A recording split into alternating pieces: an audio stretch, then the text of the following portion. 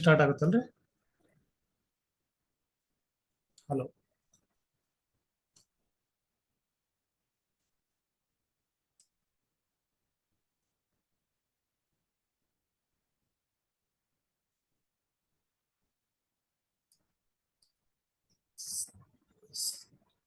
ಶ್ರೀ ಗುರು ಬಸವಲಿಂಗಾಯ ನಮಃ.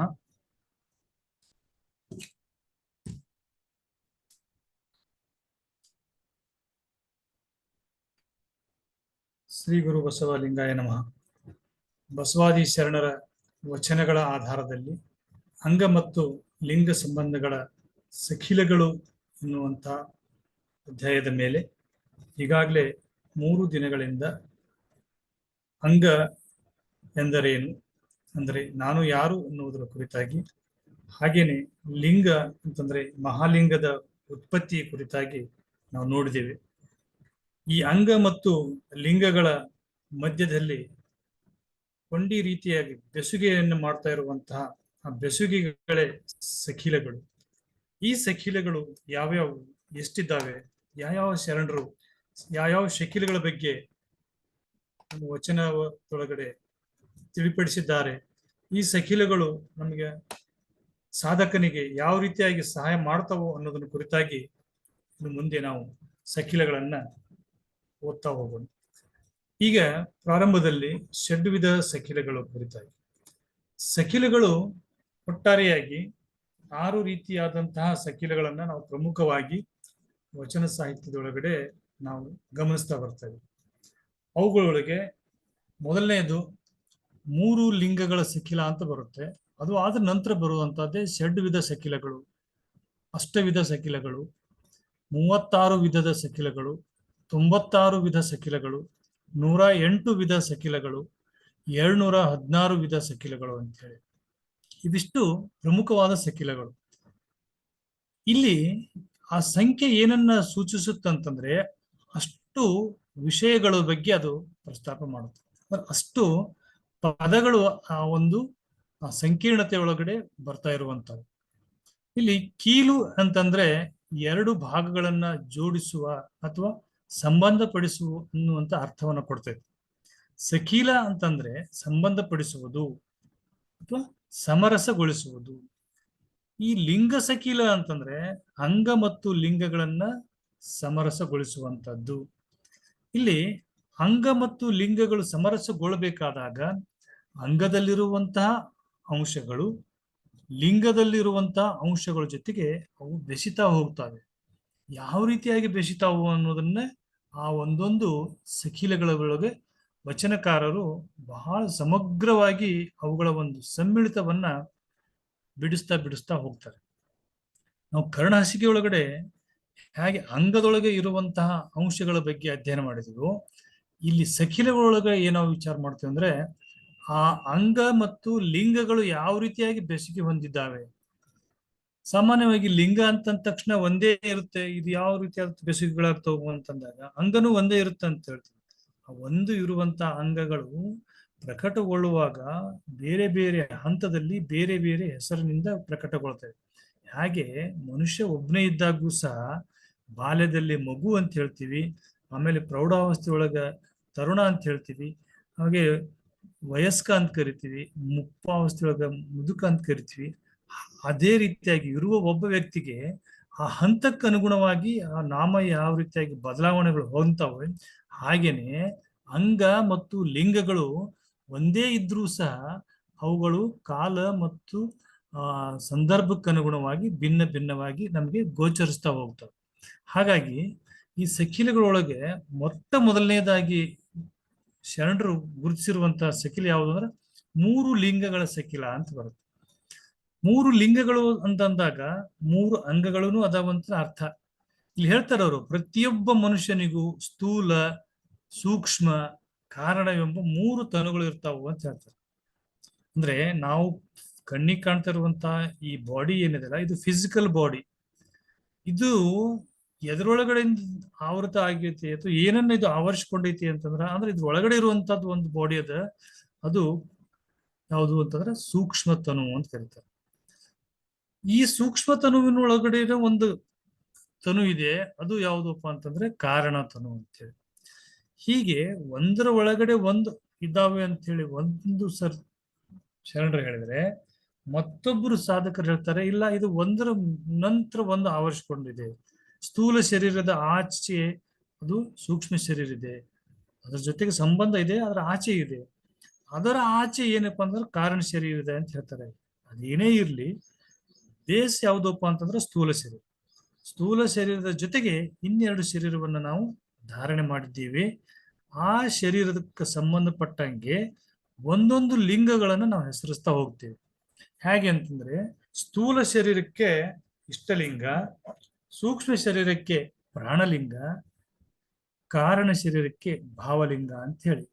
ಹೀಗೆ ಅಂದ್ರೆ ಸ್ಥೂಲ ಶರೀರ ಅಂದ್ರೆ ಯಾವುದು, ಸೂಕ್ಷ್ಮ ಅಂದ್ರೆ ಯಾವುದು, ಕಾರಣ ಅಂದ್ರೆ ಯಾವುದು ಅನ್ನೋದ್ರ ಕುರಿತಾಗಿ ಶರಣರು ಸಖಿಲಗಳನ್ನ ಹೇಳ್ತಾ ಹೋಗ್ತಾರೆ.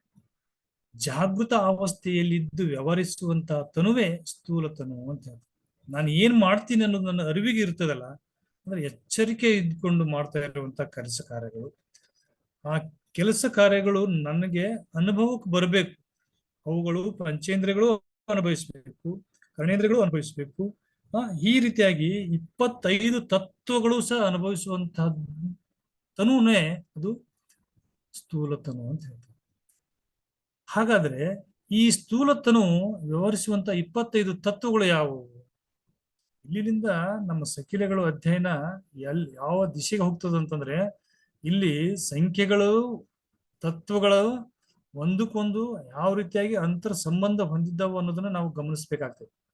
ಆ ಅಂತರ ಸಂಬಂಧ ಎಷ್ಟು ಗಾಢವಾಗಿದೆ ಅಂತಂದ್ರೆ, ಆ ಶಬ್ದಗಳೇ ಅವುಗಳ ಒಂದು ಕಾರ್ಯವನ್ನು, ಚಟುವಟಿಕೆಯನ್ನು ಹೇಳ್ತಾ ಹೋಗ್ತಾವ. ನೋಡೋಣ ಮುಂದಿನ ಒಂದು ಅವಧಿ ಒಳಗಡೆ. ಇಲ್ಲಿ 25 ತತ್ವಗಳು ಸ್ಥೂಲ ಶರೀರಕ್ಕೆ ಅದು ಸಂಬಂಧಿಸಿದವು. ಕನಸಿನ ವ್ಯವಹಾರ ಅಥವಾ ಮನಸ್ಸಿನ ವ್ಯವಹಾರಗಳೇನಿದಾವಲ್ಲ, ನಾವು ಮನಸ್ಸಿನಲ್ಲಿ ವಿಚಾರ ಮಾಡ್ತೀವಿ. ಆ ವಿಚಾರಗಳು ನಮ್ಮ ಮನಸ್ಸು ಎಷ್ಟು ವೇಗವಾಗಿ ಎಲ್ಲೆಲ್ಲಿ ಹೋಗ್ತದೋ ಅಲ್ಲೆಲ್ಲ ನಾನು ಇದ್ದೀನಿ ಅನ್ನುವಂತ ಒಂದು ಭಾವ ನಮ್ಮಲ್ಲಿ ಸೃಷ್ಟಿ ಆಗ್ತದೆ. ಈ ಭಾವ ಸೃಷ್ಟಿ ಆಗ್ತದೆ. ಈಗ ನಾನು ಇಲ್ಲಿ ಕೂತಿದ್ದೀನಿ ಅಂದ್ರೆ ನಾನು ಚಂದ್ರಲೋಕದ ಮೇಲೆ ಹೋಗಿ ಇಳಿದೀನಿ ಅನ್ನುವಂಥ ಭಾವ ಬಂದಾಗ, ನನ್ನ ದೇಹನೇ ಚಂದ್ರಲೋಕದಲ್ಲಿ ಚಂದ್ರನ ಮೇಲೆ ನಡೀತಾ ಇದೆ ಅನ್ನುವಂಥ ಭಾವ ಬರುತ್ತಲ್ಲ, ಈ ದೇಹ ಚಂದ್ರನ ಮೇಲೆ ಹೋಗಿ ಅನುಭವಿಸಿ ಬಂದು ನಮಗೇನು ಫೀಲಿಂಗ್ಸ್ ಕೊಡ್ತಾ ಇದೆಯಲ್ಲ, ಇದು ಯಾವುದಪ್ಪ ಅಂದ್ರೆ ಸೂಕ್ಷ್ಮ ತನು ಅಂತ ಹೇಳ್ತಾರೆ. ಸ್ಥೂಲ ತನು ಏನದಲ್ಲ ಸ್ಪರ್ಶಕ್ಕೆ ಸಿಕ್ಕರೆ, ಸೂಕ್ಷ್ಮ ತನು ಏನದಲ್ಲ ಇದು ಮನಸ್ಸಿನ ವ್ಯವಹಾರಕ್ಕೆ ಸಂಬಂಧಪಡುವಂಥದ್ದು. ಮನಸ್ಸಿನೊಳಗಡೆ ನಾವು ಕನಸಿನೊಳಗಡೆ ಅಂತ ಇಲ್ಲಿ ಪದವನ್ನು ಬಳಸ್ಯಾರ. ಕನಸಿನೊಳಗಡೆ ನಾವು ಹಣ್ಣು ತಿಂದು ತೃಪ್ತಿ ಪಟ್ಟಂತಹದ್ದನ್ನ ಈ ಅಂಗ ಅನುಭವಿಸ್ತದೆ. ಅಂಥದ್ದು ಅಲ್ಲಿ ಮನಸ್ಸು ಯಾವ ರೀತಿಯಾಗಿ ಈ ಸ್ಥೂಲ ಶರೀರದ ವ್ಯವಹಾರಗಳನ್ನ ಅದು ಈಡೇರಿಸಿಕೊಳ್ತಲ್ಲ, ಆ ಈಡೇರಿಸಿಕೊಳ್ಳುವಂತಹ ಒಂದು ಸ್ಥಿತಿ ಏನಿದೆಯಲ್ಲ, ಆ ಈಡೇರಿಸಿಕೊಳ್ಳುವಂತಹ ಒಂದು ತನು ಏನಪ್ಪಾ ಅಂತಂದ್ರೆ ಅದು ಸೂಕ್ಷ್ಮ ತನು. ಹೀಗೆ ನಮ್ಮಲ್ಲಿರುವಂತಹ ಮೂರನೆಯದು ಈ ಸೂಕ್ಷ್ಮ ಶರೀರ ಏನಿದೆ ಅಲ್ಲ, ಇದು 17 ತತ್ವಗಳಿಂದ ಉಂಟಾಗಿದೆ ಅಂತ ಹೇಳ್ತಾರೆ. ಈ 17 ತತ್ವಗಳು ಯಾವುವು ಅನ್ನೋದನ್ನ ಮುಂದೆ ನೋಡೋಣ. ಇನ್ನ ಗಾಢ ನಿದ್ರೆಯಲ್ಲಿದ್ದಾಗ ಅಥವಾ ನಾವು ಭಾವದಲ್ಲಿದ್ದಾಗ ಆನಂದವನ್ನು ಅನುಭವಿಸ್ತೀವಿ. ಅಂದ್ರೆ ಬಹಳ ಗಾಢ ನಿದ್ದೆಯೊಳಗಿದ್ದಾಗ ನಮ್ಮ ಸ್ಥೂಲ ಶರೀರವನ್ನು ಮರೆತಿರ್ತೀವಿ, ಸೂಕ್ಷ್ಮ ಶರೀರವನ್ನು ಮರೆತಿರ್ತೀವಿ. ನಾವು ಅನುಭವಿಸ್ತೀವಿ, ಬಟ್ ಆ ಅನುಭವವನ್ನ ಹೇಳೋಕ್ಕಾಗಲ್ಲ, ಎಕ್ಸ್ಪ್ರೆಸ್ ಮಾಡೋಕ್ಕಾಗೋದಿಲ್ಲ. ಗಾಢ ನಿದ್ದೆಯಿಂದ ಎದ್ದಾಗ ಬಹಳ ಲವಲವಿಕೆಯಿಂದ ಇರ್ತೀವಿ, ಬಹಳ ಖುಷಿಯಿಂದ ಅನಿಸ್ತೈತಿ. ಬಟ್ ಆ ಖುಷಿಯನ್ನ ಎಕ್ಸ್ಪ್ರೆಸ್ ಮಾಡೋದು ಸ್ಥೂಲ ಶರೀರಕ್ಕೂ ಆಗಲ್ಲ, ಸೂಕ್ಷ್ಮ ಶರೀರಕ್ಕೂ ಆಗಲ್ಲ. ಅದೊಂದು ಅವಿನಾಭಾವ ಅವಾಚ್ಯ ಅಂದ್ರೆ ಹೇಳೋದಕ್ಕೆ ಆಗಿರುವಂತ ಒಂದು ಫೀಲಿಂಗ್ಸ್ ಪಡಿತದಲ್ಲ, ಅದು ಕಾರಣ ಶರೀರ ಅಂತ ಹೇಳ್ತಾರೆ. ಅದು ಕೇವಲ 3 ತತ್ವಗಳಿಂದ ಉಂಟಾಗಿರ್ತದೆ.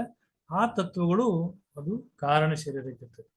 ಹೀಗೆ ಈ ಸಖಿಲೆಗಳು ಅನ್ನುವಂಥವು ಏನದವಲ್ಲ, ಇಲ್ಲಿ 3 ಸಖಿಲೆಗಳನ್ನು ನಾವು ಹೇಳಿದ್ರೆ, ಸ್ಥೂಲ, ಸೂಕ್ಷ್ಮ, ಕಾರಣ ಅನ್ನುವಂಥದ್ದು ಇದು ಫೌಂಡೇಶನ್.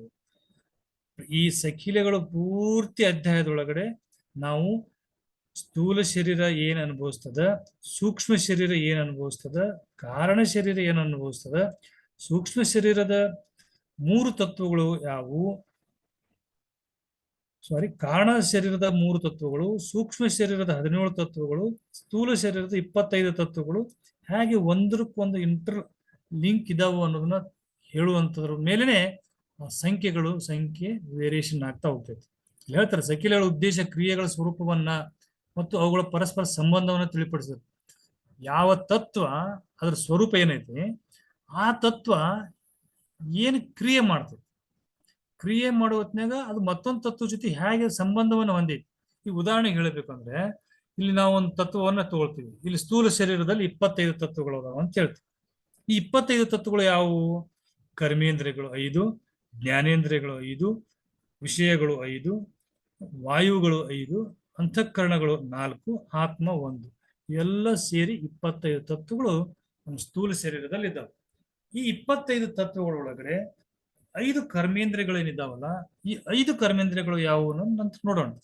ಈ ಕರ್ಮೇಂದ್ರಿಯಗಳು ಜ್ಞಾನೇಂದ್ರ ಜೊತೆಗೆ ಏನಾದ್ರು ಸಂಬಂಧ ಹೊಂದಿದ್ದಾವ, ಅಥವಾ ಕರ್ಮೇಂದ್ರಿಯಗಳು ವಿಷಯಗಳ ಜೊತೆಗೆ ಏನಾದ್ರು ಸಂಬಂಧ ಹೊಂದಿದ್ದಾವ, ಅಥವಾ ಕರ್ಮೇಂದ್ರಿಯಗಳು ವಾಯುಗಳ ಜೊತೆಗೆ ಏನು ಸಂಬಂಧ ಹೊಂದಿದ್ದಾವ, ಅಥವಾ ಕರ್ಮೇಂದ್ರಿಯಗಳು ಅಂತಃಕರಣಗಳ ಜೊತೆಗೆ ಏನು ಸಂಬಂಧ ಹೊಂದಿದ್ದಾವ, ಅಥವಾ ಕರ್ಮೇಂದ್ರಿಯಗಳು ಆತ್ಮ ಜೊತೆಗೆ ಏನು ಸಂಬಂಧ ಹೊಂದಿದ್ದಾವ. ಹೀಗೆ ಕರ್ಮೇಂದ್ರಿಯಗಳ ಸಂಬಂಧವನ್ನ ಇದ್ರ ಜೊತೆಗೆ ಯಾವ ರೀತಿಯಾಗಿ ನಾವು ಚಿಂತನೆ ಮಾಡ್ತೀವಿ, ಹಾಗೆ ಜ್ಞಾನೇಂದ್ರಿಯಗಳು, ಹಾಗೆ ವಿಷಯಗಳು, ವಾಯುಗಳು, ಅಂತಃಕರಣಗಳು, ಆತ್ಮಗಳು, ಇವು ಸ್ಥೂಲ ಶರೀರದೊಳಗಡೆ ಯಾವ ರೀತಿ ಸಂಬಂಧ ಹೊಂದಿದ್ದಾವೆ. ಇದನ್ನು ಬಿಟ್ಟರೆ ನೆಕ್ಸ್ಟ್ ಸೂಕ್ಷ್ಮ ಶರೀರದಲ್ಲಿರುವಂತಹ 17 ತತ್ವಗಳು, ಅಲ್ಲಿಯೂ 5 ಕರ್ಮೇಂದ್ರಿಯಗಳದಾವ. ಸೂಕ್ಷ್ಮ ಶರೀರದ ಕರ್ಮೇಂದ್ರಿಯಗಳು ಅವು ಭಿನ್ನವಾಗಿರ್ತಾವೆ. ಅಲ್ಲಿಯೂ 5 ಜ್ಞಾನೇಂದ್ರಿಯಗಳು ಇರ್ತಾವೆ. ಇಲ್ಲಿ ಸ್ಥೂಲ ಶರೀರದ ಜ್ಞಾನೇಂದ್ರಿಯಗಳು ಬೇರೆ, ಸೂಕ್ಷ್ಮ ಶರೀರದ ಜ್ಞಾನೇಂದ್ರಿಯಗಳು ಬೇರೆ. ಶರೀರನ ಬೇರೆ ಐತಂದ್ಮೇಲೆ ಅವುಗಳು ಸಂಬಂಧಪಟ್ಟ ಇಂದ್ರಿಯಗಳು ಬೇರೆವಾಗಿರ್ತವೆ, ಪ್ರಾಣಗಳು ಭಿನ್ನವಾಗಿರ್ತವೆ. ಇಲ್ಲಿ ಮನ ಮತ್ತು ಬುದ್ಧಿ ಅನ್ನುವಂತ 2 ತತ್ವಗಳು ಸೇರಿ 17 ತತ್ವಗಳು ಸೂಕ್ಷ್ಮ ಶರೀರದಲ್ಲಿದ್ದಾವೆ. ಇನ್ನು ಕಾರಣ ಶರೀರದಲ್ಲಿ 3 ಇದಾವೆ ಅಂತ ಹೇಳ್ತೀವಿ: ಚಿತ್ತು, ಅಹಂಕಾರ, ಆತ್ಮ. ಸ್ವಲ್ಪ ಇವನ್ನೆಲ್ಲ ಗಮನಿಸ್ತಾ ಬರೋಣ. ಹೀಗೆ ಒಂದೊಂದು ತತ್ವಗಳು ಒಂದೊಂದರ ಜೊತೆಗೆ ಇಂಟರ್ಲಿಂಕ್ ಆಗಿನೇ ನಮಗೇನಾಗದವಪ್ಪ ಅಂದ್ರೆ ಸಖಿಲಗಳು 216 ಸಖಿಲಗಳು ಅಂತ ವಚನಕಾರ ಹೇಳ್ತಾರೆ. 108 ಸಖಿಲಗಳು. ಇಲ್ಲಿ ಸಂಖ್ಯೆಗಳನ್ನು ಗಮನಿಸ್ರಿ. ಸಂಖ್ಯೆಗಳು ಅಂದ್ರೆ ತತ್ವಗಳು. 216 ತತ್ವಗಳು ಹೇಗೆ ಈ 3 ಶರೀರಕ್ಕೆ ಸಂಬಂಧಪಟ್ಟವು ಅನ್ನೋದನ್ನ ಅರ್ಥೈಸುವಂತಹ ಒಂದು ವಚನ ಬರುತ್ತೆ. 216 ಸಖಿಲಗಳು. 108 ತತ್ವಗಳನ್ನ ಸಂಬಂಧೀಕರಿಸಿ ಬರುವಂತಹದ್ದು ಅದು 108 ಸಖಿಲ ಅಂತ ಹೇಳಿ. 96 ಸಖಿಲ, 66 ಸಖಿಲ, 52 ಸಖಿಲ, 48 ಸಖಿಲ, 36 ಸಖಿಲ, ಅಷ್ಟವಿಧ ಸಖಿಲ, ಷಡ್ವಿಧ ಸಖಿಲ, ಕೊನೆಗೆ 3 ಸಖಿಲ. ಹೀಗೆ ಒಟ್ಟಾರೆಯಾಗಿ ನಾವು ವಚನಗಳ ಸಮಗ್ರ ವಚನಕಾರರ ಎಲ್ಲಾ ವಚನಗಳನ್ನು ತೆಗೆದುಕೊಂಡಾಗ, ವಚನೇತರ ಸಾಹಿತ್ಯವನ್ನು ತೆಗೆದುಕೊಂಡಾಗ ಇವಿಷ್ಟು ಸಖಿಲಗಳು ನನ್ನ ಎದುರಿಗೆ ಗೋಚರಿಸ್ತವೆ. ಈ ಶ್ರಾವಣ ಮಾಸ ಪೂರ್ತಿಯಾಗಿ ಎಲ್ಲ ಅಂದ್ರೆ ಇವತ್ತು 3 ಸಖಿಲಗಳಿಂದ ಪ್ರಾರಂಭವಾಗಿರುವಂತಹ ಸಖಿಲಗಳ ಅಧ್ಯಾಯ 216 ಸಖಿಲಗಳವರೆಗೂ ನಮ್ಮ ಪಯಣ ಸಾಗ್ತಾ ಹೋಗ್ತದೆ. ಹೀಗಾಗಿ ಪ್ರತಿ ಸಖಿಲಗಳು ಇವತ್ತು 3 ಸಖಿಲಗಳನ್ನ ನಾವು ಮಾತಾಡ್ತಾ ಇದೀವಿ ಅಂದ್ರೆ 3 ಇದ್ದು 6 ಹೆಂಗಾದವು, 6 ಇದ್ದು 8 ಹೆಂಗಾಗ್ತವು, ಅಷ್ಟು ನೋಡಿದ್ಮೇಲೆ ಹೇಳಿದ್ನಲ್ಲ ಷಡ್ವಿಧ ಸಖಿಲಕ್ಕ ತ್ರಿವಿಧ ಸಖಿಲ: ಸ್ಥೂಲ, ಸೂಕ್ಷ್ಮ, ಕಾರಣ ಶರೀರ, ಇಷ್ಟಲಿಂಗ, ಪ್ರಾಣಲಿಂಗ, ಭಾವಲಿಂಗ. ಇವುಗಳ ಒಳಗಡೆ ಸಂಬಂಧವನ್ನ ಹೇಳ್ತಾ ಹೇಳಿದ್ರೆ 3 3 6 ಸೇರಿಸಿದ್ರೆ ಷಡ್ವಿಧ ಸಖಿಲಕ್ಕೆ ಹೋಗ್ತದೆ. ಷಡ್ವಿಧದೊಳಗೂನು ಅಲ್ಲಿ ಜ್ಞಾನೇಂದ್ರಿಯಗಳು, ಕರ್ಮೇಂದ್ರಿಯಗಳು, ವಿಷಯಗಳು, ವಾಯುಗಳು ಬರ್ತವೆ. ಹಾಗೇನೆ ಇವು 6 ಇದ್ದಿದ್ದು ಇನ್ನೆರಡು ತತ್ವ ಸೇರಿ ಅಷ್ಟವಿಧ ಸಖಿಲಗಳಾಗ್ತದೆ. ಈ 6 36 ಆಗಿ ಸಖಿಲಗಳು ಬರ್ತಾವು. 8 ಇದ್ದು 48 ಆಗ್ತವೆ. ಹಾಗೆ 36 ಇದ್ದಕ್ಕೆ ಮತ್ತೆ 36 ಸೇರಿ 52 ಆಗ್ತಾವು. 48ಕ್ಕೆ ಮತ್ತೊಂದಿಷ್ಟು ಸೇರಿ 66 ಆಗ್ತಾವು. ಹೀಗೆ 96 ಆಗ್ತದೆ, 108 ಆಗ್ತದೆ, 216 ಆಗ್ತದೆ. ಈ ತತ್ವಗಳನ್ನ ಸಮೀಕರಿಸ್ತಾ ಹೋದ ಹಾಗೆ ಬಹುಶಃ ಇನ್ನೂ ಕಲ್ಯಾಣ ಕ್ರಾಂತಿ ಆಗದೆ ಹೋಗಿದ್ರೆ, ನಮ್ಮ ಶರಣರ ಈ ಅಂಗ ಮತ್ತು ಲಿಂಗದ ಸಂಬಂಧದ ಚಿಂತನೆ ನಿರಂತರವಾಗಿ ಮುಂದುವರೆದಿತ್ತಂದ್ರ ಈ 216ಕ್ಕಿಂತ ಮುಂದೆ ಹೋಗ್ತಿತ್ತೇನೋ ಅಂತ ಅನಿಸ್ತದೆ.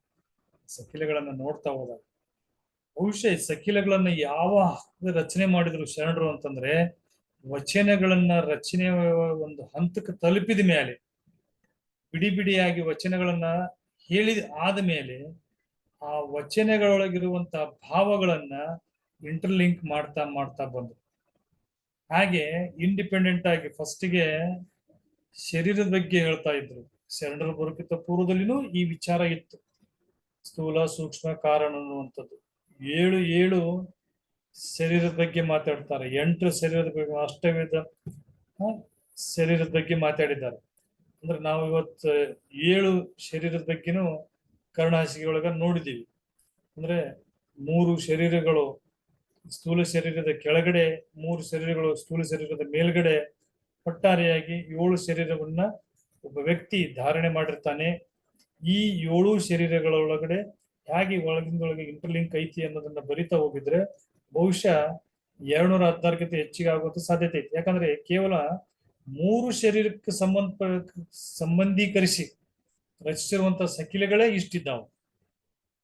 216 ಸಕಿಲೆಗಳದ ಒಂದು ಚಾರ್ಟ್ ಹಾಕ್ಬೇಕಂದ್ರೆ ಈ ನಮ್ದು ಈ ಲ್ಯಾಪ್ಟಾಪ್ ಆಗಲಿ ಕಂಪ್ಯೂಟರ್ ಆಗಲಿ ಸಾಲೋದಿಲ್ಲ, ಅಷ್ಟು ದೊಡ್ಡ ಚಾರ್ಟ್ ಆಗ್ತೈತಿ. ಯಾಕಂದ್ರೆ 216 ತತ್ವಗಳನ್ನ ನಾವು ಹೊಂದಿಸಿ ಹೇಳಬೇಕಾಗ್ತದೆ. ಹಾಗೆ ನನಗನ್ಸಿದ ಮಟ್ಟಿಗೆ ಆ 6-7 ಶರೀರವನ್ನ ಇಟ್ಕೊಂಡು ಸಕಿಲವನ್ನು ರಚಿಸ್ಬೇಕಂತ ಹೇಳಿ ಉದ್ದೇಶ ಇತ್ತು ಏನೋ ವಚನಕಾರರು.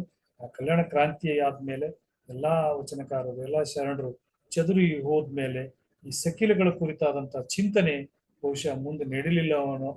ಆದ ಕಾರಣಕ್ಕಾಗಿ ಕೇವಲ ಕಲ್ಯಾಣದಲ್ಲಿದ್ದಾಗ ಮಾತ್ರ ಈ ಸಕಿಲಗಳ ಬಗ್ಗೆ ಚರ್ಚೆ ಆಯ್ತು ಅಂತ ಅಂದ್ಕೊಂಡ್ರೆ, ಮುಂದೆ ಬಂದಂತಹ ಶರಣರು, ಅದು ಜೇವರ್ಗಿಯ ಷಣ್ಮುಖ ಶಿವಯೋಗಿಗಳಾಗಿರ್ಬೋದು ಅಥವಾ ಯಡಿಯೂರ ತೋಂಟಲಿಂಗ ಸ್ವಾಮೀಜಿಯವರಾಗಿರ್ಬೋದು, ಆಮೇಲೆ ಬೇರೆ ಬೇರೆ 15ನೇ ಶತಮಾನದೊಳಗೂ ಕೆಲವಷ್ಟು ವಚನಕಾರರು ಈ ಸಕಿಲೆಗಳನ್ನ ಮುಂದುವರಿಸ್ತಾರೆ, ಈ ಪರಂಪರೆಯನ್ನ ಮುಂದುವರಿಸಿ ಬರೀತಾರೆ.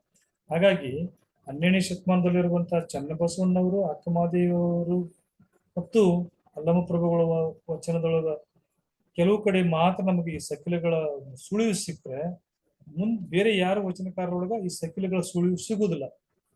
ಅದು ಮುಂದೆ ಯಾವ ಈ ಸಕಿಲೆಗಳು ಮತ್ತೆ ಪುನರ್ಜನ್ಮ ಪಡಿತಾವ ಅಂತಂದ್ರೆ ಈ ತೋಂಟದ ಸಿದ್ಧಲಿಂಗ ಯತಿಗಳು ಏನದಲ್ಲ ಅವ್ರ ವಚನದೊಳಗ ನಾವು ಸಕಿಲೆಗಳನ್ನ ಕಾಣ್ತೀವಿ. ಹೀಗೆ 216 ಸಕಿಲೆಗಳೇ ಮುಖ್ಯವಾದವು. ಇವು 108 ಸಕಿಲೆಗಳು, ಅಷ್ಟವಿಧ ಸಕಿಲೆಗಳು ಮತ್ತು 216 ಸಕಿಲೆ ಮುಖ್ಯವಾದವು. ಇವುಗಳನ್ನು 6 ಅಂಗಸ್ಥಳಗಳಿಗೆ ಇಲ್ಲವೇ 6 ಅಥವಾ 9 ಚಕ್ರಗಳಿಗೆ ಇಲ್ಲವೇ ಇಷ್ಟಲಿಂಗದ 6 ಸ್ಥಳಗಳಿಗೆ ಸಂಬಂಧಿಸಿ ವಿಷಯ ವಿವೇಚನೆಯನ್ನ ಮಾಡುವುದುಂಟು ನಾನು ಹೇಳಿದೆ. ಅಷ್ಟ ತನುಗಳಿಗೆ ಅಥವಾ 9 ಚಕ್ರಗಳಿಗೆ ಸಮೀಕರಿಸಿ ಆ ತತ್ವಗಳನ್ನ ಹೇಳ್ತಾ ಹೋದಂತ ಕೆಲವು ಸಕಿಲೆಗಳಲ್ಲ. ಇನ್ನು ಕೆಲವು ಸಕಿಲೆಗಳು ಸ್ಥಳಗಳಿಗೆ ಅನುಗುಣವಾಗಿ 6 ಸ್ಥಳಗಳಿಗೆ ಅನುಗುಣವಾಗಿ ಸಮೀಕರಿಸಿ ಹೇಳಿದಂತ ಸಕಿಲೆಗಳದಾವ. ಒಂದು ಸ್ಥಳಕ್ಕೆ ಸಂಬಂಧಿಸಿದ ಸಕಿಲೆಗಳ ಜ್ಞಾನವು ಮತ್ತು ಆಚರಣೆಯು ಮನುಷ್ಯನಲ್ಲಿ ಕೆಲವೊಂದು ತರದ ವಿಶೇಷ ಗುಣಗಳ ವಿಕಾಸಕ್ಕೆ ಕಾರಣ ಆಗ್ತದೆ. ಈ ಬಗೆಯಾಗಿ ಮನುಷ್ಯನು ಎಲ್ಲಾ ಸ್ಥಳಗಳಲ್ಲಿ ಉತ್ಕಾಂತಿಯನ್ನು ಹೊಂದುತ್ತಾ ಲಿಂಗಾಂಗ ಸಾಮರಸ್ಯದ ಸ್ಥಿತಿಯನ್ನು ಪಡಿಬೇಕಾಗಿರುವಂತದ್ದು ಸಕಿಲೆಗಳ ಪ್ರಮುಖ ಉದ್ದೇಶ ಆಗಿದೆ. ಇಲ್ಲಿ ನಾವು ಸಕಿಲೆಗಳನ್ನ ರಚನೆ ಮಾಡಬೇಕಾದಾಗ ಏನೇನ್ ನಾವು ಪರಿಗಣಿಸಿದ್ರು? ಪರವಸ್ತು ವಿಶ್ವ ಆಕಾರವನ್ನು ತಾಳಿ ಅಥವಾ ಯೂನಿವರ್ಸಲ್ ಫಾರ್ಮ್ ಅಂತ ಕರಿತೀವಲ್ಲ, ತಾಳಿ ಜಗದ ಆಕಾರವನ್ನು ತಾಳಿ ಅಂತಂದ್ರೆ ಗ್ಲೋಬಲ್ ಆಗಿ ಅಷ್ಟಿಗೆ ವಿಶ್ವ ಸೃಷ್ಟಿ ಆಯ್ತು. ಅದರ ಅಧೀನದೊಳಗಡೆ ಗ್ರಹ ನಕ್ಷತ್ರಗಳು ಆದವು. ಈ ಗ್ರಹ ನಕ್ಷತ್ರಗಳ ಅಧೀನದೊಳಗೆ ಮನುಷ್ಯನ ಒಂದು ರೂಪ ತಾಳ್ತದೆ. ಹೀಗೆ ವಿಶ್ವದ ಆಕಾರದಿಂದ ಜಗದ ಆಕಾರ ಆಮೇಲೆ ಮನುಷ್ಯನ ರೂಪಕ್ಕೆ ಹೊಂದಿ 36 ತತ್ವಗಳ ವಿಭಜನೀಕರಣ ಹಾಗೂ ಸಮೀಕರಣವನ್ನು ಹೊಂದುತ್ತಾ 6 ಸ್ಥಳಗಳಲ್ಲಿ ನಿರೂಪಣಾ ಹಾಗೂ ಸಾಮರಸ್ಯಗೊಳ್ಳುತ್ತಾ ಈ ಸಕಿಲೆಗಳು ಸಾಗ್ತವೆ. ಈ ಪ್ರಕ್ರಿಯೆಯ ಕ್ರಮಾನುಗತಿಯನ್ನ ಸ್ಥೂಲ ಸೂಕ್ಷ್ಮ ಕಾರಣ ಶರೀರಗಳಲ್ಲಿ ಸಕಿಲೆಗೊಳ್ಳುತ್ತಾ ಒಂದೊಂದು ಸ್ಥಳದಲ್ಲಿ 36 ತತ್ವಗಳ ರೂಪವನ್ನು ಹೊಂದಿ 6 ಸ್ಥಳಗಳಲ್ಲಿ ವಿಕಾಸವಾಗುತ್ತಾ ಸಾಗಿ 216 ಸಕಿಲೆಗಳು ಸ್ವರೂಪ ಪಡೆದವು ಅಂತ ಹೇಳ್ತಾರೆ. ಅಂದ್ರೆ ಒಟ್ಟಾರೆಯಾಗಿ ಸಕಿಲೆಗಳೊಳಗೆ ನಾವು ಮಾತಾಡ್ತಾ ಇರ್ಬೇಕಾದ್ರೆ ಗರಿಷ್ಠ ಸೆಕಿಲ ಅಂದ್ರೆ 216. ಸರಿ, ನಾವು ಇನ್ನ ಬೇಸಿಕ್ ಬರೋಣ. ಸೆಕಿಲೆಗಳ ಒಂದು ಸ್ಥೂಲ ಪರಿಚಯವನ್ನು ನಾವು ಮಾಡ್ಕೊಂಡ್ವಿ. ಸೆಕಿಲೆಗಳು ಅಂದ್ರೆ ಏನು, ಸೆಕಿಲೆಗಳು ಯಾವ ಇದ್ದಾವು, ಎಷ್ಟು ಸೆಕಿಲೆಗಳದಾವು, ಆ ಸೆಕಿಲೆಗಳು ಯಾವ ರೀತಿಯಾಗಿ ರಚನೆ ಆದವು. ಸಾಮಾನ್ಯವಾಗಿ ಸಕೀಲ ಅಂತಂತಂದ್ರೆ ಅದು ಕೀಲ ಅಂತ ಹೇಳಿದೆ, ಸಂಬಂಧ ಅಂತೇಳಿ. ಇದು ಇಡಿಯಾಗಿ ಈ ಸಕಿಲೆಗಳೊಳಗೆ ನಾವು ಕಲಿತುಕೊಳ್ಳುವಂತ ವಿಷಯ ಏನಪ್ಪಾ ಅಂತಂದ್ರೆ ತತ್ವಗಳ ಹೊಂದಾಣಿಕೆ. ತತ್ವಗಳು ಯಾವ ರೀತಿಯಾಗಿ ಒಂದಕ್ಕೊಂದು ಬೆಸೆಕೊಳ್ತಾವು ಅನ್ನೋದ್ರ ಬಗ್ಗೆನೇ ಐತಿ ಅಷ್ಟೇ. ಆ ಬೆಸುಗೆ ಯಾವ ಹಿನ್ನೆಲೆಯಿಂದ ಐತಂದ್ರೆ 3 ಶರೀರಗಳ ಹಿನ್ನೆಲೆ. ಅಂದ್ರೆ ಸ್ಥೂಲ ಶರೀರದೊಳಗಿರುವಂತಹ ತತ್ವಗಳು 25 ತತ್ವಗಳು, ಸ್ಥೂಲ ಶರೀರಗಳ ಜೊತೆಗೇನೆ ಧಾರಣೆ ಮಾಡಿರುವಂತ ಸೂಕ್ಷ್ಮ ಶರೀರದೊಳಗಿರುವಂತಹ 17 ತತ್ವಗಳು, ಸೂಕ್ಷ್ಮ ಸ್ಥೂಲದ ಜೊತೆಗೆ ಕಾರಣ ಶರೀರ ಧಾರಣೆಗಳು ಆಗಿದೀವಿ ನಾವು. ಹಾಗಾಗಿ ಕಾರಣ ಶರೀರದ 3 ತತ್ವಗಳು ಒಟ್ಟಾರೆಯಾಗಿ 36 ತತ್ವಗಳೇನವಲ್ಲ, ಹೇಗೆ ಒಂದಕ್ಕೊಂದು ಇಂಟರ್ಲಿಂಕ್ ಆಗ್ಯಾವ ಅನ್ನೋದನ್ನೇ ನಾವು ಈ ಸೆಕ್ಯುಲರ್ ಕರಿತೀವಿ. ಆ ತತ್ವಗಳು 6 ಇದ್ರೆ ಅದು ಷಡ್ವಿಧ ತತ್ವಗಳು, 8 ಇದ್ರೆ ಅಷ್ಟವಿಧ ಸೆಕ್ಯುಲೆಗಳು ಅಂತ ಹೇಳ್ತೀವಿ. ಹಾಗೆ ಅದನ್ನು ಮುಂದುವರಿತಾ 96, 108, 215ವರೆಗೆ ಹೋಗ್ತೀವಿ. ಸರಿ, ಈಗ ನಾವು ನೋಡ್ತಾ ಹೋಗೋಣ. ಇಲ್ಲಿ 25 ತತ್ವಗಳು ಅಂತ ಹೇಳ್ತೀವಿ. ಬಹುಶಃ ನಮ್ಗನಿಸ್ತದೆ ಈ ಸೆಕ್ಯುಲೆಗಳ ಅಧ್ಯಯನಕ್ಕ ಪೀಠಿಕೆಯಾಗಿ ಕರ್ಣಹಸಿಗೆ ಸಮಗ್ರವಾಗಿ ಅಧ್ಯಯನ ಮಾಡಲೇಬೇಕಾಗ್ತದೆ. ಇಲ್ಲಿ ಕೆಲವಷ್ಟು ಮಂದಿಗೆ ಕರ್ಣಹಸಿಗೆ ಪರಿಚಯ ಇರೋದ್ರಿಂದ ಇವು ಕರ್ಮೇಂದ್ರಿಯಗಳು ಅಂದ್ರೆ ಯಾವುವು, ಜ್ಞಾನೇಂದ್ರಿಯಗಳಂದ್ರೆ ಯಾವುವು, ವಿಷಯಗಳು ಯಾವುವು, ವಾಯುಗಳು ಯಾವುವು, ಅಂತಃಕರಣಗಳು ಯಾವುವು ಅನ್ನೋದ್ರ ಬಗ್ಗೆ ವಿವರಣೆ ನೀಡಬೇಕಾಗಿಲ್ಲ ಅಂತ ನಾನು ಭಾವಿಸ್ತೀನಿ. ಆದಾಗ್ಯೂ ಸಹ ಹೊಸಬ್ರಿ ಈ ಒಂದು ಉಪನ್ಯಾಸವನ್ನ ಕೇಳ್ತಾ ಇರೋದ್ರಿಂದ ಸಂಕ್ಷಿಪ್ತವಾಗಿ ಆದ್ರೂ ಆ ಕರ್ಮೇಂದ್ರಿಯಗಳು ಯಾವುವು, ಜ್ಞಾನೇಂದ್ರಿಯಗಳು ಅಂದ್ರೆ ಯಾವುವು, ವಿಷಯಗಳು 5 ಅದಾವಲ್ಲ ಅವು ಯಾವುವು ಅನ್ನೋದ್ರ ಬಗ್ಗೆ ನಾವು ಅರ್ಥ ಮಾಡ್ಕೋಬೇಕಾಗ್ತದೆ. ಸ್ವಲ್ಪ ಸುದೀರ್ಘ ಆಗ್ತದೆ. ಸಕ್ರಿಯಗಳ ಅಧ್ಯಯನ ಆ ರೀತಿಯಾಗಿದೆ. ನಿಧಾನವಾದ್ರೆ ಆಗೋದಕ್ಕೆ ಈ ವಿಷಯಗಳಲ್ಲಿರುವಂತಹ ತತ್ವಗಳ ಬಗ್ಗೆ ನಾವು ಸಮಗ್ರವಾಗಿ ತಿಳ್ಕೊಳ್ಳಬೇಕು. ತತ್ವಗಳನ್ನ ಅರ್ಥೈಸ್ಕೊಳ್ಳದೆ ಹೋದ್ರೆ ಸಕಿಲೆಗಳು ಅರ್ಥ ಆಗೋದಿಲ್ಲ. ಆ ಕಾರಣಕ್ಕಾಗಿ ಮುಂದಿನ ಒಂದು ದಿನದಲ್ಲಿ ಇವುಗಳ ಬಗ್ಗೆನೂ ಸಮಗ್ರವಾಗಿ ನಾವು ಮಾತಾಡ್ಬೇಕಾಗ್ತದೆ. ಕರ್ಮೇಂದ್ರಿಯಗಳು ಅಂದ್ರೆ ಯಾವುವು, ಜ್ಞಾನೇಂದ್ರಿಯಗಳು ಅಂದ್ರೆ ಯಾವುವು, ವಿಷಯಗಳು, ವಾಯುಗಳು, ಕರ್ಣಗಳು, ಆತ್ಮದ ಬಗ್ಗೆ ಗೊತ್ತಾಗ್ತದೆ. ಆತ್ಮ ಅಂದ್ರೆ ಏನು ಅನ್ನೋದ್ರ ಬಗ್ಗೆನೇ ಒಂದಿನ ಮಾತಾಡ್ಬೇಕು. ಯಾಕಂದ್ರೆ ವಿಚಾರದಾಗಿರುವಂತಹ ಶಬ್ದಗಳ ಅರ್ಥನೇ ಬೇರೆ ಇದೆ, ಶರಣರು ಅವುಗಳಿಗೆ ಕೊಟ್ಟಿರುವಂತ ಅರ್ಥನೇ ಭಿನ್ನವಾಗಿದೆ. ಇಲ್ಲಿ ನಾನೊಂದು ಫೋಟೋ ಹಾಕಿದ್ದೀನಿ ಬಾಜು, ಬಸವಣ್ಣನವರದ್ದು, ಧ್ಯಾನಸ್ಥಕರಾಗಿರುವಂತ ಬಸವಣ್ಣನವರ ಫೋಟೋದಲ್ಲಿ ಅಂತರಂಗದೊಳಗಡೆ ಅಲ್ಲಿ ಊರ್ಜಾ ಅಂದ್ರೆ ಶಕ್ತಿ ಜಾಗೃತಿ ಆಗ್ತದೆ. ಆ ಜಾಗೃತಿ ಆದಂತ ಶಕ್ತಿ ಊರ್ಧ್ವ ಮುಖಕ್ಕೆ ಏರಿತು ಅಂತ ಹೇಳಿ ನಿಂಗಮ್ಮ ತಾಯಿಯವರು ತನ್ನ ಒಂದು ವಚನದಲ್ಲಿ ಹೇಳ್ತಾರೆ. ಸಾಸಿರ ಕೊಡ ಕಾದಿತ್ತು, ಊರ್ಧ್ವಕ್ಕೆ ಏರಿತ್ತು, ಕೊಡ ಉಕ್ಕಿ ಅಮೃತ ಸರಿಸಿತ್ತು ಅಂತ ಹೇಳ್ತಾರೆ. ಹಾಗಾದ್ರೆ ಈ ಸಖಿಲಗಳನ್ನ ಬರಿಬೇಕಾದಾಗ ಶರಣರು ಈ ರೀತಿಯಾದಂತಹ ಚಕ್ರಗಳ ಜಾಗೃತಿ ಬಗ್ಗೆನೂ ಅವರು ಪ್ರಾಕ್ಟೀಸ್ ಮಾಡಿದ್ರು ಅನ್ನೋದಕ್ಕ ವಚನಗಳೇ ಸಾಕ್ಷಿ. ಆ ಕಾರಣಕ್ಕಾಗಿ ಇರುವಂತಹ ಪ್ರತಿ ಪದದನ್ನು ನಾವು ಅರ್ಥ ಮಾಡ್ಕೊಂಡಾಗ ಮಾತ್ರ ಸಖಿಲೆಗಳು ಅರ್ಥ ಆಗ್ತವೆ. ಚಕ್ರಗಳು ಅಂತೇಳಿ ಅದಾವು 7 ಅಥವಾ 9 ಚಕ್ರಗಳು ಅದಾವ ಅಂತ ಹೇಳಿಬಿಟ್ರೆ ಅಷ್ಟೇ ಆಗೋದಿಲ್ಲ. ಒಂದೊಂದು ಚಕ್ರ ಬಗ್ಗೆನೂ ನಾವು ಮಾತಾಡ್ಬೇಕು. ಹಾಗೇನೆ ಇಲ್ಲಿ 25 ತತ್ವಗಳ ಬಗ್ಗೆನೂ ಡಿಟೇಲ್ ಆಗಿ ನೋಡೋಣ ಮುಂದಿನ ದಿನಮಾನದಲ್ಲಿ. ಸೂಕ್ಷ್ಮ ಶರೀರದಲ್ಲಿ 17 ತತ್ವಗಳು ಅದಾವ ಅಂತಾರೆ. ಇಲ್ಲಿ ನೋಡ್ರಿ, ಈ ಸೂಕ್ಷ್ಮ ಶರೀರದಲ್ಲಿರುವಂತವು 5 ಕರ್ಮೇಂದ್ರಿಯಗಳದಾವು, ಸ್ಥೂಲ ಶರೀರದಲ್ಲೂ 5 ಕರ್ಮೇಂದ್ರಿಯಗಳದಾವು, ಸೂಕ್ಷ್ಮ ಶರೀರದಲ್ಲೂ 5 ಜ್ಞಾನೇಂದ್ರಿಯಗಳದಾವು, ಸ್ಥೂಲ ಶರೀರದಲ್ಲೂ 5 ಜ್ಞಾನೇಂದ್ರಿಯಗಳದಾವು. ಸೂಕ್ಷ್ಮ ಶರೀರಕ್ಕೆ ಬಂದಾಗ 5 ಪ್ರಾಣಗಳು ಅಂತೀವಿ, ಅವು ವಾಯುಗಳೇ. ಸ್ಥೂಲ ಶರೀರದಲ್ಲ ಪ್ರಾಣಗಳು ಅಂತೀವಿ. ಈ ವಿಷಯಗಳು 5 ಇದ್ವಲ್ಲ, ವಿಷಯಗಳು ಇಲ್ಲ ಇಲ್ಲಿ. ಹಾಗೇನೆ ಇಲ್ಲಿ ಇರುವಂತಹದ್ದು ಅಂತಃಕರಣಗಳು ಇಲ್ಲ, ಆತ್ಮದ ಬಗ್ಗೆ ಇಲ್ಲಿ ಅರಿವಿಲ್ಲ. ಇಲ್ಲಿರುವಂತದ್ದು ಮನ ಮತ್ತು ಬುದ್ಧಿ. ಹೇಳಿದ್ದೀನಿ ನಾನು ಆಗಲೇ, ಸೂಕ್ಷ್ಮ ಶರೀರ ಅನ್ನುವಂಥದ್ದು ಅದು ಮನಸ್ಸಿಗೆ ಸಂಬಂಧಪಟ್ಟಂಥದ್ದು, ಕನಸಿಗೆ ಸಂಬಂಧಪಟ್ಟಂಥದ್ದು, ಮನಸ್ಸಿನಿಂದ ಕನಸಿನಿಂದ ಅನುಭವಿಸ್ತಾ ಏನು ಅನುಭವಿಸ್ತದಲ್ಲ ಆ ಶರೀರ ಸೂಕ್ಷ್ಮ ಶರೀರ ಆಗಿರೋದ್ರಿಂದ ಅದಕ್ಕೆ ಅಂತಃಕರಣಗಳಾಗಿರ್ಲಿ ಅಥವಾ ವಿಷಯಗಳು ಸಂಬಂಧಪಡೋದಿಲ್ಲ. ಆ ಅಂತಃಕರಣಗಳ ವಿಷಯಗಳನ್ನು ನೋಡೋಣ ಮುಂದೆ. ಅಂದ್ರೆ ಸೂಕ್ಷ್ಮ ಶರೀರ ಸ್ಥೂಲ ಶರೀರಕ್ಕಿಂತಲೂ ಸೂಕ್ಷ್ಮ ಅಂತ ಅರ್ಥೈಸ್ಕೊಳ್ಬೇಕಾಗುತ್ತೆ ಅಷ್ಟೇ. ನಾವು ಸೂಕ್ಷ್ಮ ಶರೀರಕ್ಕಿಂತಲೂ ಸೂಕ್ಷ್ಮವಾಗಿರುವಂತದ್ದು ಕಾರಣ ಶರೀರ. ಯಾಕಂದ್ರೆ ಅಲ್ಲಿರೋದು ಕೇವಲ ಮೂರೇ ತತ್ವಗಳು, ಚಿತ್, ಅಹಂಕಾರ ಮತ್ತು ಆತ್ಮ ಅಂತೇಳಿ. ಇಲ್ಲಿ ಕಾರಣ ಶರೀರದೊಳಗೆ ಇರುವಂತ ಆತ್ಮ ಸ್ಥೂಲ ಶರೀರದೊಳಗೆ ಇರುವಂತ ಆತ್ಮ ಒಂದೇ, ಅದಕ್ಕೆ ಭಿನ್ನತೆ ಅನ್ನೋಂಗಿಲ್ಲ. ನೋಡು, ಸ್ಥೂಲ ಶರೀರದೊಳಗೂ ಒಂದು ಆತ್ಮ ಇದೆ, ಹಾಗೇನೆ ಕಾರಣ ಶರೀರದಲ್ಲಿನೂ ಒಂದು ಆತ್ಮ ಇದೆ.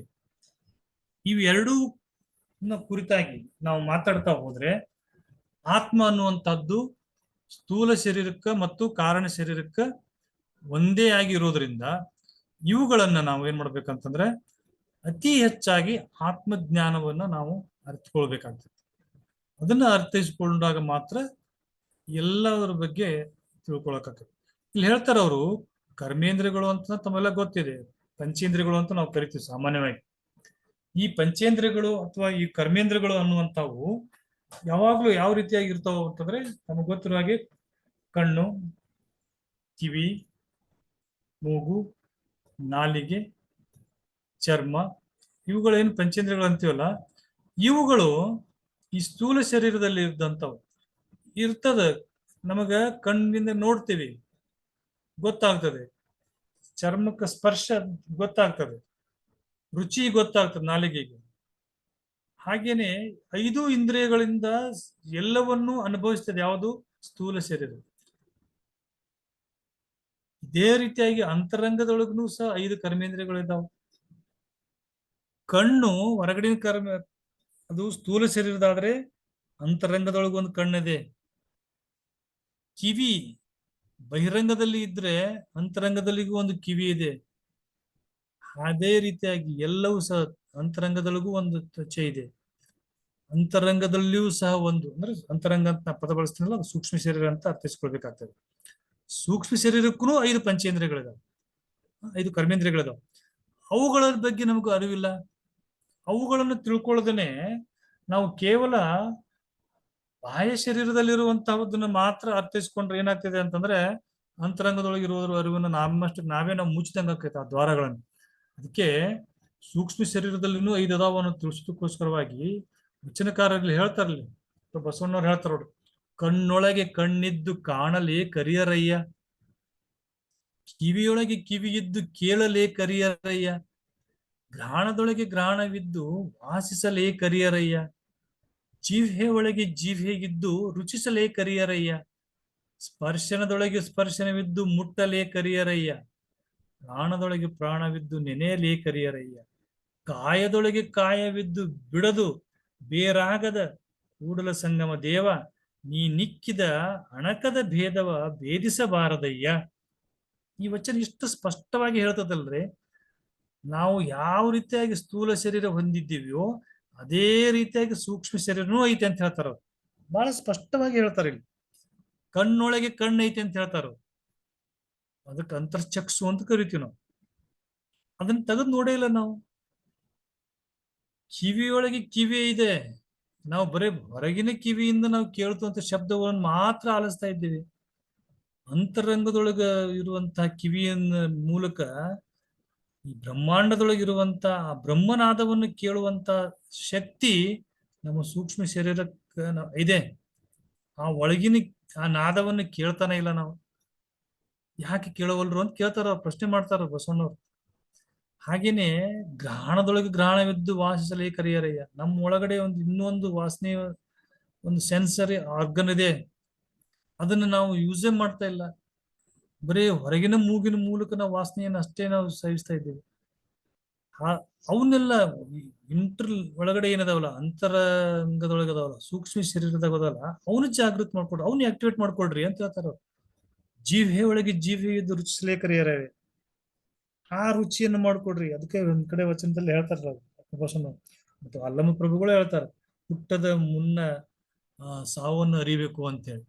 ಅಂದ್ರೆ ಅದು ಜೀವಿಯೊಳಗೆ ಜೀವಿಯ ರುಚಿಯ ಹೆಸರು ಅಂತಂದ್ರ, ಈಗ ಒಂದು ಹೂವು ಇನ್ನ ಹಣ್ಣಾಗಿಲ್ಲ, ಕಾಯಾಗಿಲ್ಲ, ಹಣ್ಣಾಗಿಲ್ಲ, ಆ ಹೂವಿನೊಳಗಡೆ ಹಣ್ಣಿನ ರುಚಿಯನ್ನು ತಗೋಬೇಕು ಅಂತ ಹೇಳ್ತಾರೆ. ಅದು ಅಂತರಂಗದ ಜೀವಿಯ ರುಚಿ ಅಂತ ಹೇಳ್ತಾರೆ. ವಚನಗಳನ್ನೆಲ್ಲ ನೋಡ್ತಾ ಹೋದಾಗ ಬಹಳ ಅದ್ಭುತವಾದಂತ ವಚನಗಳನ್ನ ಬರ್ದಾರ. ಅವೆಲ್ಲವೂ ಸಕಿಲಕ್ಕೆ ಸಂಬಂಧಪಟ್ಟಂತ ವಚನಗಳದಾವ. ನಾವು ಸಕಿಲಗಳನ್ನು ಓದಲಾರ್ದನೆ ಈ ವಚನವನ್ನು ಓದೋದಕ್ಕೆ ಹೋದ್ರೆ ಇದು ಅರ್ಥನ ಆಗಲ್ಲ ನಮಗ. ಒಳಗುನು ಏನಾದವಂತ ಹೊರಗುನು ಅದಾವಂತ, ಒಳಗಿನ ನಾವ್ ಯಾವ ಬಳಸೇ ಇಲ್ಲ ಅನ್ನುವಂತ ಅಷ್ಟೇ ಮೇಲಾರ್ಥಕ್ಕೆ ಅಷ್ಟೇ ನಾವು ಇದನ್ನ ವಚನವನ್ನ ಸರಿಸ್ಬಿಡ್ತೀವಿ.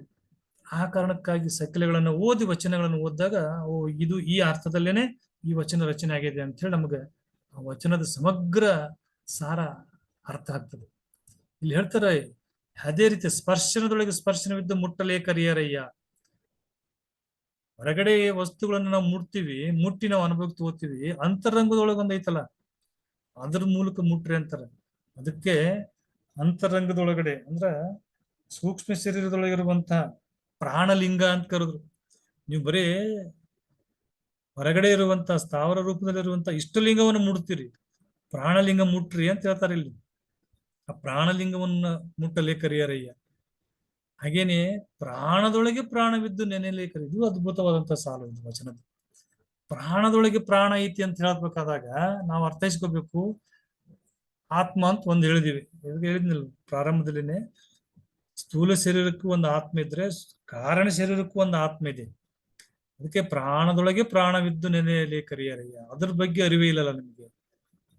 ಪ್ರಾರಂಭದಲ್ಲಿ ಹೇಳಿದಲ್ಲ, ಎಲ್ಲವನ್ನು ಅರಿತು ಫಲವೇನಯ್ಯ, ತನ್ನ ತಾನು ಅರಿಯಬೇಕಲ್ಲದೆ ತನ್ನಲ್ಲೇ ಅರಿವು ಸ್ವಯವಾಗಿರಲು ಅನ್ಯರ ಕೇಳಲುಂಟೆ ಅಂತೇಳಿ ಅಕ್ಕಮಹಾದೇವರು ಹೇಳಿರುವಂತದ್ದು ಇದೇ ವಿಚಾರದಾಗ. ಹಾಗೇನೆ ಇದೆಲ್ಲವನ್ನ ಸಮೀಕರಿಸಿ ಕೊನೆಯ ಸಾಲಿನಲ್ಲಿ ಹೇಳ್ತಾರೆ, ಕಾಯದೊಳಗೆ ಕಾಯವಿದ್ದು ಬಿಡದು. ಕಾಯದೊಳಗೆ ಕಾಯವಿದ್ದು ಅಂತಂದಾಗ ಸ್ಥೂಲ ಶರೀರದ ಜೊತೆಗೇನೆ ಸೂಕ್ಷ್ಮ ಶರೀರ ಮತ್ತು ಕಾರಣ ಶರೀರ ಐತಿ. ಹೆಂಗೈತಪ್ಪ ಅಂದ್ರ ವಿಭಾಗಿಸಿ ಮಾಡಿ ನೋಡಕ್ ಆಗೋಲ್ಲ, ಬೇರಾಗದ ಅಂತ ಹೇಳ್ತಾರೆ. ಬೇರಾಗದು. ಕೂಡಲ ಸಂಗಮ ದೇವ, ನೀ ನಿಕ್ಕಿದ ಅಣಕದ ಭೇದವ. ಎಂತ ಒಂದು ಅವೇದ್ಯವಾದಂತ ಒಂದು ಸಂಬಂಧವನ್ನು ಇರಿಸಿ, ಅಂದ್ರೆ ಸಕಿಲವನ್ನು ಇರಿಸಿ ನನ್ನನ್ನ ಇಲ್ಲಿಗೆ ತಂದಿದ್ದೀಯಲ್ಲ, ಈ ಭೇದವನ್ನ ನಾನು ಭೇದಿಸಿ ನೋಡಕ್ ಆಗ್ತಾ ಇಲ್ಲ ಅಂತ ಹೇಳ್ತಾರೆ. ಅದು ಅಷ್ಟು ವೈಪ್ರಿಕೇಶನ್ ಮಾಡಕ್ ಆಗ್ಲಾರ್ದ್ರ ರೀತಿಯೊಳಗೆ ಒಂದಕ್ಕೊಂದು ಅಂಟ್ಕೊಂಡ್ಬಿಟ್ಟಿದ್ದಾವು. ಅವನ್ನ ಅರಿವನ್ನು ಮಾಡೋದಕ್ಕೆ ಇದು ನಿನ್ನ ಬೆರಗು ಅಂತ ಹೇಳ್ತಾರೆ. ಈ ರೀತಿಯಾಗಿ ವಚನಗಳನ್ನ ನೋಡ್ತಾ ಹೋದ್ರೆ ಈ ಸಕಿಲಗಳ ಬಗ್ಗೆ ನಮಗೆ ಅರ್ಥ ಆಗ್ತಾ ಹೋಗ್ತದೆ. ಇನ್ನು ಅನೇಕ ವಚನಗಳು ಇದ್ದಾವೆ. ಆ ವಚನಗಳನ್ನ ನೋಡ್ತಾ ಹೋದ್ರೆ ಅಲ್ಲಂ ಪ್ರಭುಗಳು ಇದನ್ನೇ ಹೇಳ್ತಾರೆ, ಕಣ್ಣಂಗೆ ಕಣ್ಣು, ಕಣ್ಣೋಳು ಕಣ್ಣು, ಕಣ್ಣೇ ನೇತ್ರ, ನೇತ್ರವೇ ಸೂತ್ರ, ಸೂತ್ರವೇ ಲಿಂಗ, ಲಿಂಗವೇ ಗುಹ್ಯೆ, ಗುಹ್ಯಕ್ಕೆ ಗುಹ್ಯೆ, ಗೌಪ್ಯಕ್ಕೆ ಗೌಪ್ಯ, ರಹಸ್ಯಕ್ಕೆ ರಹಸ್ಯ. ಈ ನೇತ್ರ ಮಹಿಮೆಯ ಗುಹೇಶ್ವರ ಬಲ್ಲನಲ್ಲದೆ ಕಣ್ಣು ಗೆಟ್ಟ ಅಣ್ಣಗಳೆತ್ತ ಬಲ್ಲರು ನೋಡಯ್ಯ. ಎಷ್ಟು ಸ್ಪಷ್ಟವಾಗಿ ಹೇಳ್ತಾರೆ ನೋಡಿ. ಅಲ್ಲ ಬಸವಣ್ಣನವರು 5 ಇಂದ್ರಿಯಗಳನ್ನು ಹೇಳಿದ್ರೆ, ಇಲ್ಲಿ ಅಲ್ಲಮ ಪ್ರಭುಗಳು ಕೇವಲ ಕಣ್ಣಿನ ಒಂದು ಇಂದ್ರಿಯದ ಬಗ್ಗೆ ಹೇಳ್ತಾರೆ.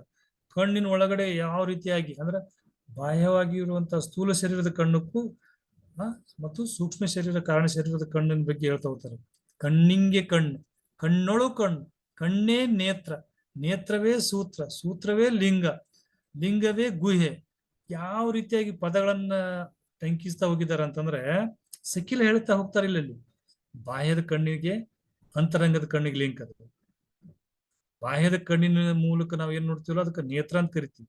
ಅಂತರಂಗದೊಳಗೆ ಕಣ್ಣಿದಲ್ಲ, ಆ ನೇತ್ರದಕ್ಕ ಒಂದು ಸೂತ್ರ ಅಂತ ಐತಿ. ಆ ಸೂತ್ರ ಎದಕ್ ಟಚ್ ಆಗೈತಪ್ಪ ಅಂದ್ರೆ ಅಲ್ಲಿ ಅಂತರಂಗದೊಳಗೆ ಲಿಂಗಕ್ಕೆ ಟಚ್ ಆಗೈತಿ. ಆ ಲಿಂಗದ ಒಳಗಡೆ ಏನೈತಪ್ಪ ಅಂದ್ರೆ ಗುಹ್ಯ, ಅಂದ್ರೆ ಬಹಳ ಗಂಭೀರವಾದಂತ ಮತ್ತು ವ್ಯಕ್ತಪಡಿಸಕ್ ಆಗದಿರುವಂತ ಒಂದು ನಿಗೂಢತೆ ಐತಿ. ಗುಹ್ಯಕ್ಕೆ ಗುಹ್ಯ, ಅದು ಗೌಪ್ಯಕ್ಕೆ ಗೌಪ್ಯ ಅಂದ್ರೆ ನಿಗೂಢಕ್ಕೂ ನಿಗೂಢ ಆಗಿರುವಂತದ್ದು, ರಹಸ್ಯಕ್ಕೆ ರಹಸ್ಯ ಆಗಿರುವಂತದ್ದು. ಅಂತರಂಗದೊಳಗೆ ಅಂತದೈತಿ ನಿಮ್ ಒಳಗಡೆ. ಅದನ್ನ ನಿಮ್ದು ಅಂತರಂಗ ಚಕ್ಷುವಿನ ಮೂಲಕ ನೋಡ್ಕೊಳ್ರಿ. ಅದನ್ನ ನೋಡೋದಕ್ಕೆ ಯಾರಿಂದ ಸಾಧ್ಯ? ಗುಹೇಶ್ವರ ಬಲ್ಲನಲ್ಲದೆ ಕಣ್ಣು ಗೆಟ್ಟ ಹಣ್ಣಗಳೆತ್ತ ಬಲ್ಲರು ಅಂತ ಹೇಳ್ತಾರೆ. ಹಾಗಾಗಿ ಅಂತರಂಗದ ಕಣ್ಣನ್ನು ತೆಗಿರಿ, ತೆಗೆದು ನಿಮ್ ಒಳಗಡೆ ನೀವು ನೋಡ್ರಿ, ಅವಾಗ ಇದೆಲ್ಲ ಕಾಣಿಸ್ತದೆ ಅಂತ ಹೇಳ್ತಾರೆ. ಹೀಗೆ ಸೂಕ್ಷ್ಮ ಶರೀರದ ಜೊತೆಗೆ ಕಾರಣ ಶರೀರದ ಬಗ್ಗೆನೂ ಸಾಕಷ್ಟು ವಚನಗಳನ್ನು ಹೇಳ್ತಾ ಬಂದಿದ್ದಾರೆ. ಏನ ಕಂಡೇನೇನಯ್ಯ ತನ್ನ ಕಾಣದಾತ ಕುರುಡ, ಇದು ಬಹಳ ಅದ್ಭುತವಾದಂತ ವಚನ. ನಾವೆಲ್ಲ ಹೊರಗಡೆಯಿಂದ ಈ ಕಣ್ಣಿನಿಂದ ಏನೇನೋ ನೋಡ್ತೀವಿ, ಒಳಗಿನ ಕಣ್ಣಿಂದ ತೆಗೆದು ನೋಡ್ರಿ ಅಂತ ಹೇಳ್ತಾರೆ. ಹೊರಗಿನ ಕಣ್ಣಿಂದ ನೋಡ್ತೀರಿ, ಒಳಗಿನ ಕಣ್ಣಿಂದ ನೋಡ್ಲಿಪ್ಪ ನೀವು ಕುರುಡ ಅಂತ ಹೇಳ್ತಾರ. ತನ್ನ ತಾ ಕಾಣದಾತ ಕುರುಡ. ಏನ ಕೇಳಿದಡೇನಯ್ಯ, ತನ್ನ ಕೇಳದಾತ ಕಿವುಡ. ಏನ ಮಾಡಿದಡೇನಯ್ಯ, ತನ್ನ ಮಾತಾಡದಾತ ಮೂಕ. ದಿಟದಿಂದ ತನ್ನ ತಾ ಕಾಣಬೇಕು, ದಿಟದಿಂದ ತನ್ನ ತಾ ಕೇಳಬೇಕು, ದಿಟದಿಂದ ತನ್ನ ತಾ ಮಾತಾಡಬೇಕು. ಇದೇ ತನ್ನ ನೆಲೆ, ಸ್ವಭೂಮಿ, ಸ್ವಸ್ವರೂಪ ಕಾಣ ಗುಹೇಶ್ವರ. ಹೀಗೆ ಅಂತರಂಗದೊಳಗೂ ಸಹ ಕರ್ಮೇಂದ್ರಗಳಿದ್ದಾವು, ಬಾಹ್ಯದಲ್ಲಿಯೂ ಕರ್ಮೇಂದ್ರಗಳಿದ್ದಾವು. ಈ ಕರ್ಮೇಂದ್ರಗಳ ಬಗ್ಗೆ ನಾವು ತಿಳ್ಕೊಂಡ್ರೆ ಮೂರು ಶರೀರದ ಬಗ್ಗೆ ತಿಳಿದಂಗೆ ಆಗ್ತದೆ. ಇವಿಷ್ಟು ಇವತ್ತಿನ ಈ ಒಂದು ಸಕೀಲದ ಪ್ರಾರಂಭದ ದಿನದ ವಿಚಾರಗಳಾಗ್ತದೆ. ಮುಂದಿನ ಹಂತದೊಳಗೆ ಇದನ್ನೇ ಮುಂದುವರಿಸ್ತಾ ಸಕಿಲಗಳನ್ನು ಮುಂದಿನ ಭಾಗವನ್ನು ನಾವು ನೋಡೋಣ ಅಂತ ಹೇಳ್ತಾ, ಇಲ್ಲಿವರೆಗೆ ಈ ಸಕಿಲದ ಪ್ರಾರಂಭದ ಅಧ್ಯಾಯದ ಪಾಲ್ಗೊಂಡಿರುವಂತ ಎಲ್ಲರಿಗೂ ವಂದಿಸಿ ನನ್ನೆರಡು ವಿಚಾರಗಳಿಗೆ ವಂದನೆ ಹೇಳ್ತೀನಿ. ಸರ್ವರಿಗೂ ಶರಣಾರ್ಥಿ.